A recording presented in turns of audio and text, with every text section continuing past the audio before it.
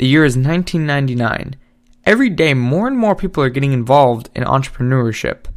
It's estimated that over 13% of all Americans are in some way, shape, or form involved. But the question still remains, what is an entrepreneur? Well, for one thing, it's a very long word with a lot of vowels in it. But there has to be something more than just that. To be an entrepreneur is to run or to operate a business. So that means all of the hunters and traders back in the BC era, say the ones who used the Silk Road, would have been considered entrepreneurs because they did indeed sell their product. So entrepreneurship isn't necessarily a new idea, but its impact on the market, or more importantly the world, has been changing over the future generations. There are plenty of entrepreneurs nowadays, from say Oprah to say the people on Shark Tanks. But what about the entrepreneurs that you don't know about? Meet Austin McCord. He's your average guy who had an awesome idea out of college. He was born in 1986 in New Orleans, where he lived until he graduated high school. He then moved to New York to participate in Rochester Institute of Technology. Austin was majoring in bioinformatics, this super complicated major that I don't really want to get into, but moral of the story, it was difficult. And about halfway through the course, Austin started to dislike it, and he wanted to change it, but he really couldn't because they were halfway through the year. So he was stuck with this boring major that he didn't really enjoy, and that had nothing to do with what he was going to do in the future.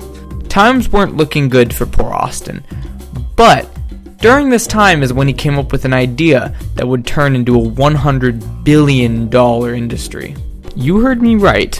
In the past 7 years, Austin has made enough money to buy the world's most expensive building 100 times. That's pretty good for someone who doesn't even have a Wikipedia page dedicated to them. He did this by creating a product called Alto. It's a very simple device that's able to recover from a computer crash, saving all your data in case anything would have been lost. Picture the scene real quick. It's late at night and you forgot to do your essay. So you're up all night typing it when all of a sudden, boom, your computer crashes. Now all the work that you just did has to be redone because you couldn't save it.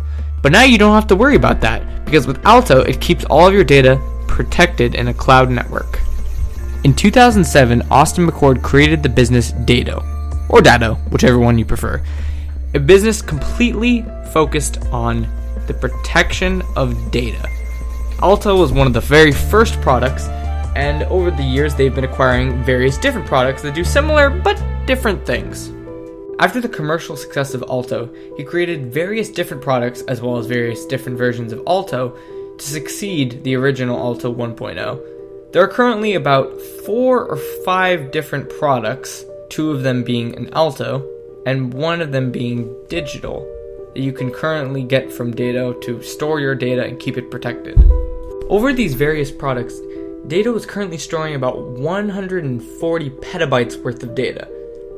Now, to put that into perspective, the average iPhone has 64 gigabytes.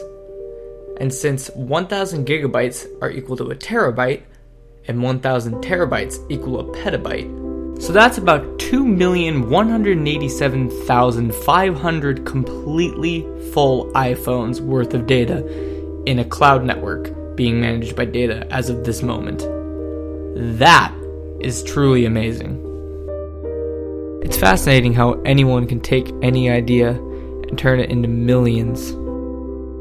Maybe one day it could be you or me, but that's just something to think about. I hope you guys enjoyed, and I'll see you next time.